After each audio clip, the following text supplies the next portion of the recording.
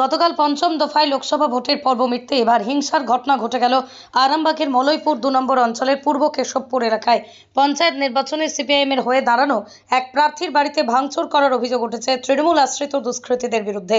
তার বাড়িতে ব্যাপক পরিমাণে ভাঙচুর করা হয়েছে বলে অভিযোগ উঠেছে। পঞ্চায়েত সমিতির সিপিআইএম প্রার্থীর বাড়িতে ভাঙচুরের এই ঘটনায় প্রার্থীর বোন গুরুতর জখম হয়েছেন। চিকিৎসার জন্য তাকে ভর্তি করা হয়েছে আরামবাগ মেডিকেল কলেজ হাসপাতালে। শুধুমাত্র পঞ্চায়েত নির্বাচনে সিপিআইএম এর হয়ে ভোটে দাঁড়ানোর কারণে তৃণমূল আশ্রিত দুষ্কৃতীরা এই হামলা করেছে বলে অভিযোগ করছেন আক্রান্ত ব্যক্তিরা। ঘটনাটা ভোট হয়ে গেছে, আমি বাড়ি চলে এসেছি। আমি ভোটে এমনি কোনো এজেন্ট ফেজেন্ট হয়নি, কিছু না, ভোট দিয়েছি। মাঠে বসে থাকে সবাই 5 জন, আমিও বসেছিলাম। বাড়িতে এসেছি, বাড়িতে এসে চা পানি খেয়েছি, টিভি দেখছি। হঠাৎ করে দেখছি পিছন থেকে দাঁড়ান করে ইট করছে আর গালাগালি করছে, বেরিয়ে আয় এরকম বলছে। এবার আমার বোনটা এরকম দেখতে গেছে, ওখানে একটা বিরাট বড়োভাবে ইট লেগে গেছে, পিছনে সব কিছু ভাঙচুর করে দিয়েছে, এরকম ব্যাপার। বলুন কেন করলো? জানি না কেন করলো। আগে আমি সিপিএম করেছিলাম, সেই তার প্রতিফলন নয়, তার রাগ, পুরানো রাগ। এই পঞ্চায়েত ইলেকশনে দাঁড়িয়েছিলাম। কোন গ্রাম পঞ্চায়েত থেকে দাঁড়িয়েছিলেন? আমি সমিতি থেকে দাঁড়িয়েছিলাম। যে তারপর কি হলো? কতজন এসেছিল ওরা? ওরা এসেছিল জোনাস হাতে। কি ভেঙেছে আপনাদের? আমার কলের নল ফলগুলো ভেঙেছে, বাথরুম ভেঙেছে, তারপর লাইট ভেঙেছে, আমার বেড়াগুলো ভেঙেছে, আর ঘরের দরজাগুলো ভেঙেছে, জানালা কিছু ভেঙেছে, আর টালির চালগুলো ভেঙেছে। ইট পাটকেল ছুঁড়েছে তো, এরকম ভেঙেছে। আর তার সঙ্গে সঙ্গে আমার বোনটা ইনজুরি হয়ে গেছে। ও বোনটা পিছন দিয়ে গেটটা খুলেছি, গেটটা খুলতেই একটা বড় পাথর চলে এসেছে, পুরো এখানটা লেগে গেছে। ও যন্ত্রণায় ছটকাছুটি করছিল। আমাদের বাকুলের লোক সব এসে জল টল দিয়ে ঘন্টা দিয়ে এখানে স্প্রে করে রাখা হলো, কিন্তু যন্ত্রণা মোটেই কমছে না। তারপর হসপিটালে এসে সিপিআইএম প্রার্থীর বোন তানজিমা বেগম বলেন, তৃণমূলের ছেলেরা বাড়িতে এসে ভাঙচুর করেছে। প্রায় 50 জন ছিল, বাড়িতে ইট ছুঁড়েছিল, পেটে ইট লেগে অসহ্য যন্ত্রণা শুরু হয়েছে। টিএমসির ছেলেরা এসে ঢিল ছুটছিল আর আমি রান্নাঘরে গ্যাস রান্না করছিলাম। এইটা এসে লেগে দরজা ভেঙে জল পেটে।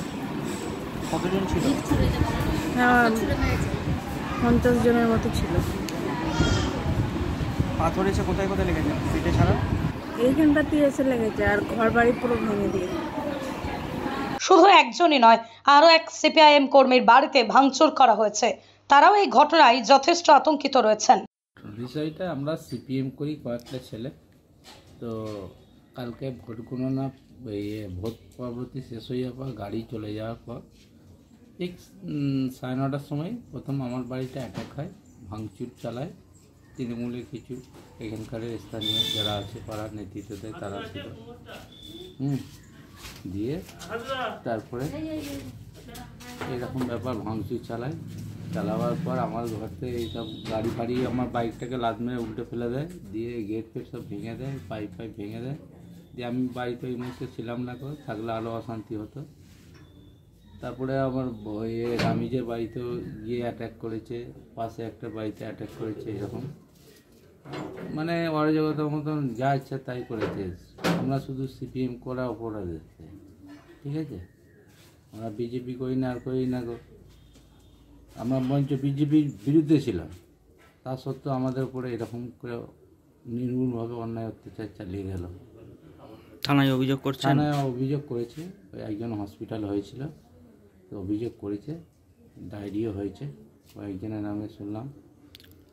তা আমি এই রাত্রে থাকিনি বাড়িতেই, সকালে এসেছি, এসে এখন পর্যন্ত বাড়িতেই আছি, বাইরে বেরোতে পারছি না। এইরকম তাণ্ডব চালাচ্ছে, হুমকি দিচ্ছে, আজ দিচ্ছে। সিপিআইএম কর্মীদের বাড়িতে গিয়ে মারধর ও ভাঙচুরের অভিযোগ উঠলেও এই অভিযোগ অস্বীকার করেছেন আরামবাগ সাংগঠনিক জেলা তৃণমূল কংগ্রেসের চেয়ারম্যান স্বপন কুমার নন্দী। অভিযোগ অস্বীকার করে কি বলেছেন তিনি, শুনুন। মলয়পুর 2 নম্বরে যে ঘটনাটা তৃণমূল কংগ্রেসের ওপর চাপাচ্ছে, এ ব্যাপারটা সর্বৈধ মিথ্যা।